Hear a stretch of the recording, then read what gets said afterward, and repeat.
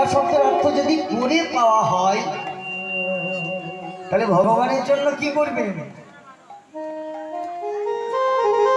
50 গ্রাম সোনা কিনে লোকারে রেখে দেবেন, ভগবানকে পাওয়া যাবে মা, পাওয়া যাবে।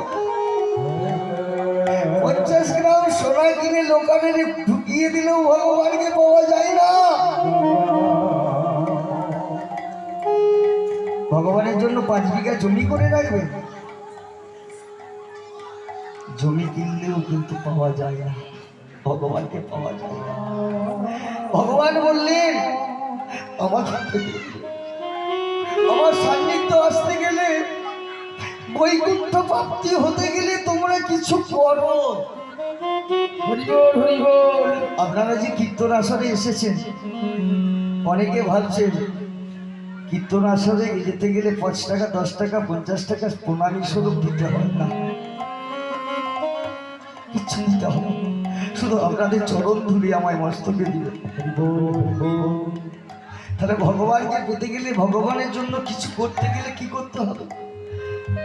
গতকাল বলেছি সদ্গুরু চরণাশ্রিত হয়ে গুরুদেবের দেওয়া যে অমূল্য রতন ধন,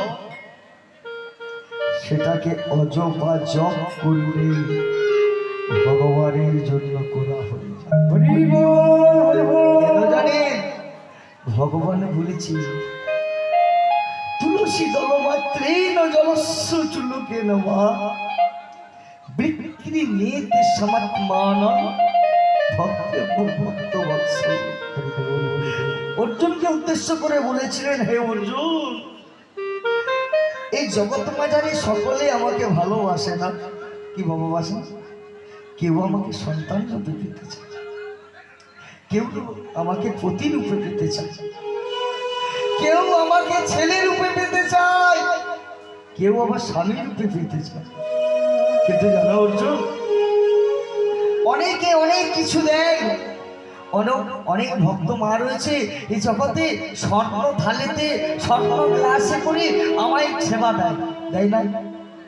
এই জগতে অনেক ধনী ব্যক্তি আছে যাদের অভাব নেই।